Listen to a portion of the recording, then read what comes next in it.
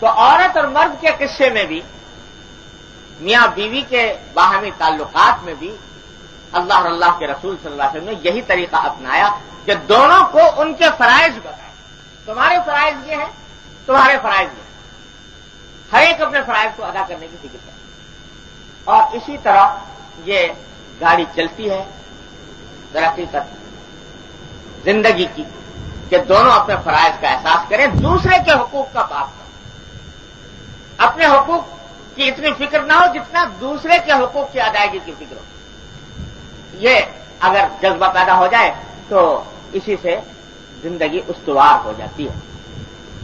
اور اللہ اور اللہ کے رسول صلی اللہ علیہ وسلم کو ہماری اس زندگی کو استوار کرنے کی اتنی فکر ہے جو قرآن و حدیث بھرے ہوئے ہیں ان ہدایات سے کہ بھائی تمہارے فرائض یہ ہیں، تمہارے فرائض یہ ہیں. اور اگر کہیں اس میں رکھنا پڑ جائے تو اللہ اور اللہ کے رسول صلی اللہ علیہ وسلم کو کوئی بات اس دنیا میں اتنی ناپسند نہیں ہے جتنا میاں بیوی کے باہمی جھگڑے ناپسند. ایک حدیث میں آتا ہے کہ نبی کریم سرور دو عالم صلی اللہ علیہ وسلم نے ارشاد فرمایا کہ یہ حضرت ابلیس صاحب جو ہیں، شیطان، یہ کبھی کبھی اپنا تخت بچھاتے ہیں، دربار منعقد کرتے ہیں. حدیث میں ہے کہ یہ دربار منعقد کرتا ہے سمندر کے کنارے یا سمندر کے اوپر. خدا جانے کیسا دربار ہوتا ہو. تو اس میں جتنے اس کے چیلے چاٹے ہیں دنیا میں پھیلے ہوئے، جو اس کی اسکیموں پر عمل کر رہے ہیں، ان سب کا مشترک اجلاس ہوتا ہے اور ان سے ان کی کارکردگی کی رپورٹیں طلب کی جاتی ہیں کہ تم نے کیا کیا، تم نے کیا کیا. تو وہ دربار منعقد ہوتا ہے، اس کے اندر ہر ایک چیلا آ کر اپنی کارگزاری بیان کرتا ہے.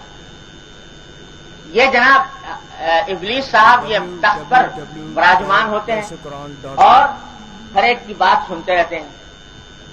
تو کوئی کھڑا ہو کر کہتا ہے کہ صاحب میں نے یہ کام کیا کہ ایک آدمی تھا وہ نماز پڑھنے جا رہا تھا، تو اس کے ایسا کچھ اڑنگا لگایا کہ وہ نماز پڑھنے سے نماز اس کی چھوٹ گئی، نماز جاتی رہی. تو یہ میں نے یہ کارروائی کی. تو یہ ابلیس اس کے اوپر کہتا ہے کہ خوش ہوتا ہے کہ ٹھیک ہے، اچھا کیا تم نے، لیکن کوئی خاص رد عمل کا اظہار نہیں کرتا. دوسرا کہتا ہے کہ صاحب فلاں شخص جو ہے فلاں عبادت کرنے جا رہا تھا، میں نے اس عبادت سے اس کو روک دیا، اس کے روک دیا اور آپ کا مقصد میں نے حل کر دیا. تو وہ بھی سن لیتے ہیں کہ ٹھیک ہے، اچھا کیا. یہاں تک کہ ہر ایک اپنی اپنی کارگزاری بیان کرتا ہے، کوئی کیسی، یہاں تک کہ ایک شخص کھڑا ہوتا ہے اور کہتا ہے کہ جناب ایسا ہوا کہ دو میاں بیوی تھے، وہ آپس میں بڑے محبت کے ساتھ اور باہمی اتحاد اتفاق کے ساتھ رہ رہے تھے، بڑی اچھی زندگی گزر رہی تھی. میں نے جا کر ایک ایسا کام کیا کہ جس کے نتیجے میں دونوں میں لڑائی ہو گئی اور لڑائی کے نتیجے میں دونوں میں جدائی واقع ہو گئی. تو جب ابلیس یہ سنتا ہے کہ یہ کارنامہ انجام دیا کہ اچھے خاصے رہتے بستے میاں بیوی کو لڑا دیا آپس میں، تو وہ اپنے تخت سے کھڑا ہو جاتا اور کھڑا ہو کر اس کا معانقہ کرتا ہے اس کے ساتھ باقاعدہ. جہاں تو ہے صحیح معنی میں میرا نمائندہ، اور تو نے جو کارنامہ انجام دیا وہ اور کسی نے انجام نہیں دیا. یہ حدیث ہے نبی کریم صلی اللہ علیہ وسلم.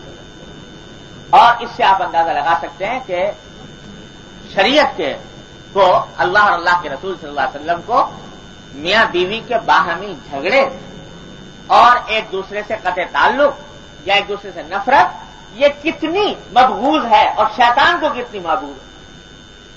تو اس کی وجہ سے اللہ اور اللہ کے رسول صلی اللہ علیہ وسلم قرآن و حدیث میں دونوں جانب بڑے تفصیل کے ساتھ فرائض ایک دوسرے کے بیان فرمائے ہیں. ان پر عمل کر لے انسان تو دنیا بھی درست ہو جائے، آخرت بھی درست ہو جائے.